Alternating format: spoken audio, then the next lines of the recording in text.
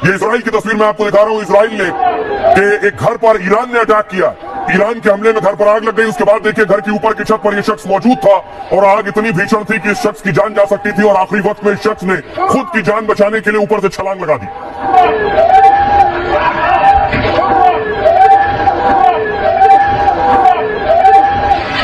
Iran ने एक के बाद एक दर्जनों हमले किए हैं मिसाइल से, जिसके बाद ये इजराइल की तस्वीर आप देख रहे हैं। इजराइल के हालात जो बता रहे हैं कि ईरान किस तरह से लगातार हमले कर रहा है रिहायशी इलाकों में, शहरी इलाकों में, लोगों के घरों पर। यह दावा इजराइल कर रहा है कि वो हमारे आम लोगों पर हमला कर रहा है।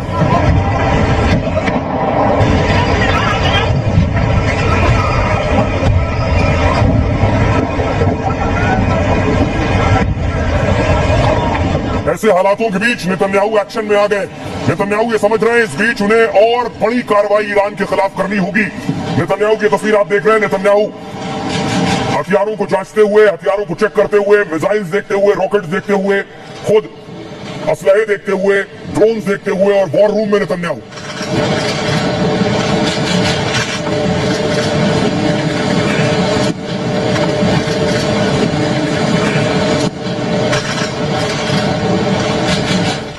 इजराइल और ईरान की टेंशन के बीच जो डोनाल्ड ट्रंप मौजूद थे G7 में, फौरन देखिए G7 की बैठक छोड़कर ट्रंप अमेरिका वापस चले गए। ट्रंप की तस्वीर आप देख रहे हैं।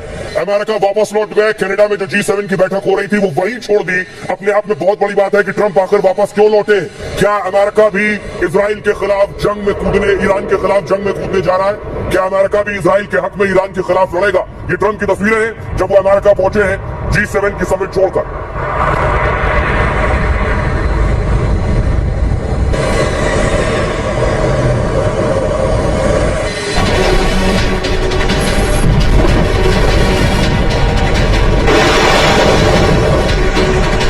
ईरान इजराइल जंग में क्या बहुत खतरनाक मोड़ आने वाला है? क्या इस महायुद्ध में अमेरिका की भी एंट्री होने वाली है? क्या ट्रंप ने बड़े ऑपरेशन की तैयारी भी शुरू कर दी है? और क्या इसलिए ट्रंप अचानक G7 समिट छोड़कर अमेरिका चले गए और अमेरिका पहुंचते ही ट्रंप ईरान को सरेंडर की धमकी देने लगे?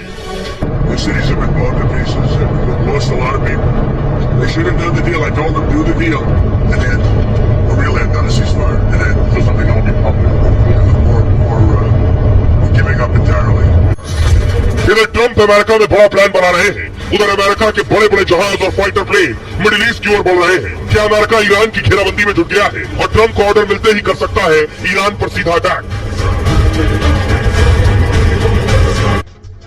अब सवाल यह है कि आखिर ट्रंप क्या करने वाले? ट्रंप के जाते ही हंगामा मच गया कि ट्रंप बेवजह क्यों चले गए इतनी बड़ी बैठक से। ट्रंप अचानक G7 की बैठक छोड़कर अमेरिका गए। रवाना होने से पहले फ्रांस के राष्ट्रपति मैक्रो ट्रंप से मिले। मैक्रो ने ट्रंप के G7 समिट छोड़ने पर एक बड़ा दावा किया। कहा वो इजराइल ईरान सीजफायर पर काम कर रहे हैं इसलिए चले गए। अमेरिका युद्ध विराम कराता है तो बड़ी बात होगी, हम समर्थन करेंगे, मैक्रो ने कहा। लेकिन अमेरिका पहुंचने से पहले मैक्रो के इस बयान पर ट्रंप भाग गए। ट्रंप ने कहा मैक्रो पब्लिसिटी के भूखे हैं और हमेशा गलत बयान देते हैं। मैक्रो को बिल्कुल नहीं पता है कि मैं वॉशिंगटन क्यों लौट रहा हूं। इसका इजराइल ईरान युद्ध विराम से कोई लेना देना नहीं है।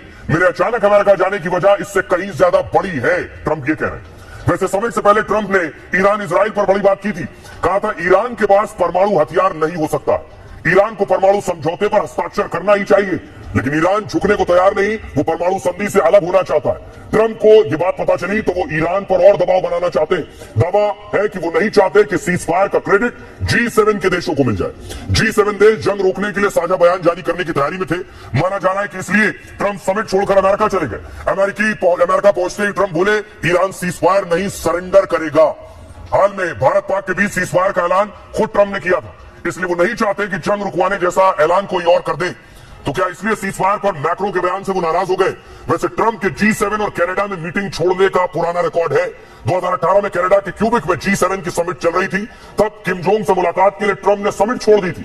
जानकार मानते हैं कि ट्रंप ऐसा कर अपनी अहमियत दिखाते हैं। वो चाहते हैं कि G7 के बाकी देशों से ज्यादा चर्चा उनकी होने लगे।